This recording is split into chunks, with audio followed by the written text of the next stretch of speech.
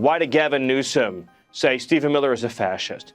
It is a message that his team is sending to all the crazies and lunatics out there. And we're not going to absolve the Democrats of responsibility anymore. This is deliberate. President Trump is saying that we as a nation are not going to tolerate anymore body after body after body after body.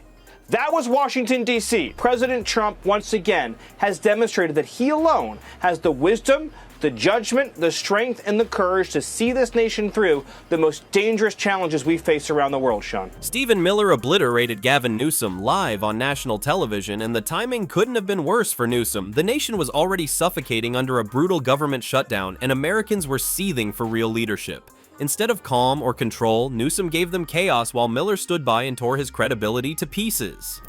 Here was reaction. White House Deputy Chief for Policy, Homeland Security Advisor, our friend Stephen Miller.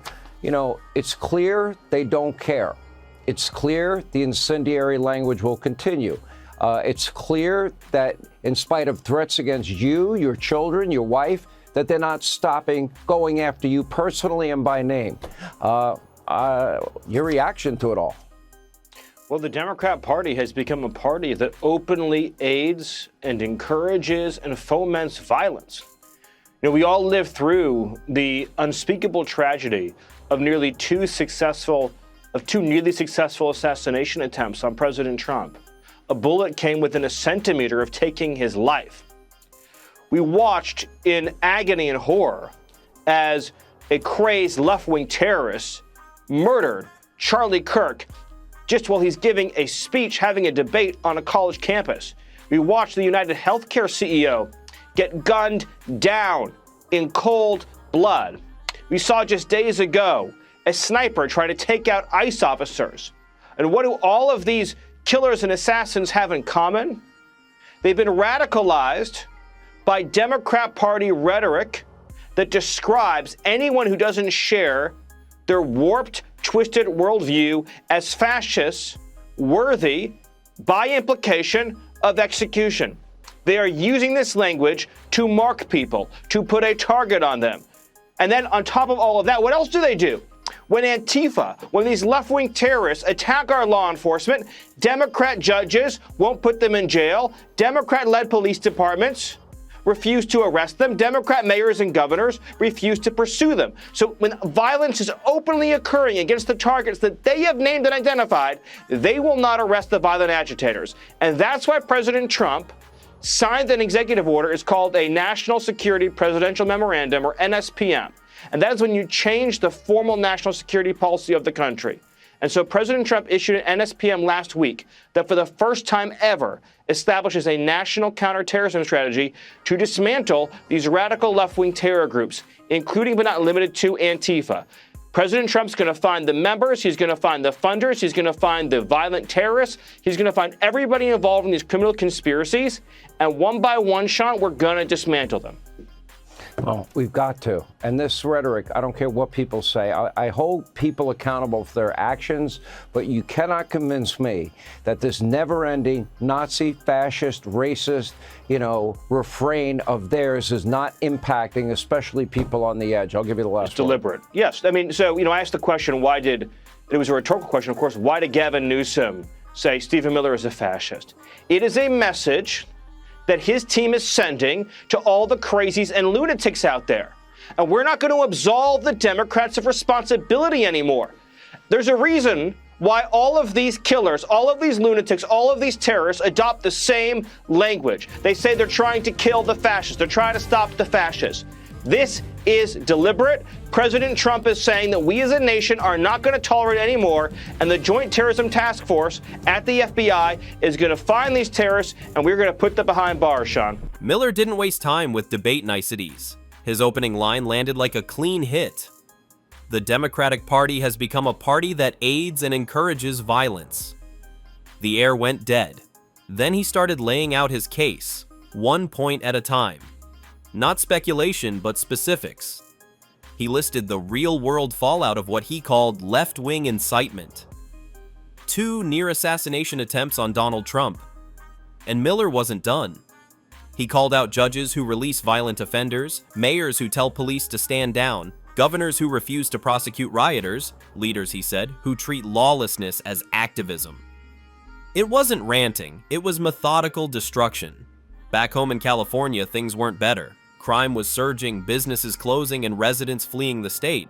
His leadership was under fire long before this, but now his composure was gone on national TV. Instead of appearing strong, he looked exposed. Miller sensed it. Every time he said Newsom's name, he paired it with words like reckless and inciting. His argument was simple. Words have consequences. When elected officials brand their opponents as fascists or enemies of democracy, they don't just stir emotion, they license aggression. And that's when Miller went nuclear for real.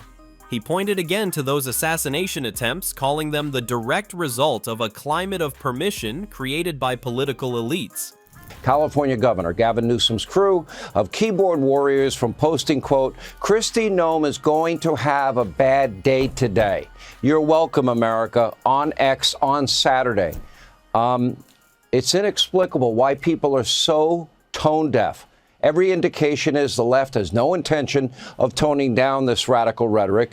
That post was immediately referred to the Secret Service for a threat assessment. And by the way, Kristi Noem has already been put in government housing because of threats. What some have perceived as a veiled threat was apparently some sort of sick, promotion for this bill that they signed out in California that pretends to ban law enforcement from wearing masks. What, so we can dox them and identify them so that bad people can find them? While Miller was reshaping the conversation, Newsom was busy lighting himself on fire again. Out of nowhere, he posted on social media, Kristi Noem is going to have a bad day today. That's it, and no context, no explanation. The irony was impossible to miss. The self-proclaimed champion against hate was now being investigated for potentially threatening another governor. But instead of pulling back, Newsom doubled down. He began pushing a California mask ban bill that would prohibit police from covering their faces during protests. Critics warned it would expose officers' identities to violent mobs. Newsom sold it as transparency. Opponents called it reckless. It looked less like reform and more like a publicity stunt. A desperate attempt to stay relevant after being humiliated on national television. Look at Chicago. They've shut down the police department. They've handcuffed law enforcement. And as President Trump says, they have turned the streets of Chicago into a bloody killing field. Here in Washington, D.C., before President Trump launched the federal law enforcement liberation in D.C., there was a murder on the streets of this town every other day. Body after body after body after body. That was Washington, D.C. Residents were afraid to go to restaurants. They were afraid to go into entire neighborhoods. They were getting carjacked right and left, robbed and beaten. That was Washington, D.C. Now we're 2 weeks homicide-free, the safest the city has ever been in its entire history.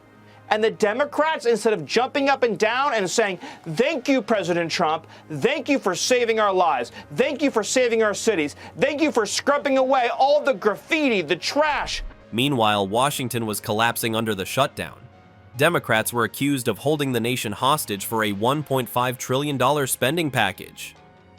House Minority Leader Hakeem Jeffries blamed Trump for the layoffs and job losses. The same tired talking points. But the public wasn't buying it. They said they stood for workers, yet workers were the first ones losing paychecks.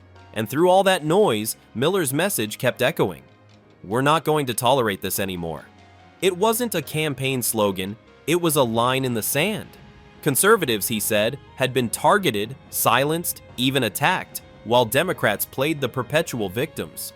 That era, he warned, was ending. Griffin, the host, jumped in. This isn't talk. This is the federal government stepping in. The audience went dead silent. For once, the conversation wasn't about who said what online. It was about the government preparing to act.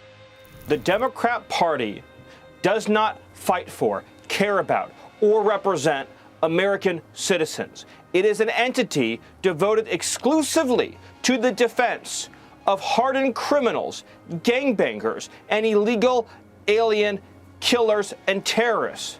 The Democrat Party is not a political party. It is a domestic extremist organization. Miller, on the other hand, left the stage like a man who just dropped a warning.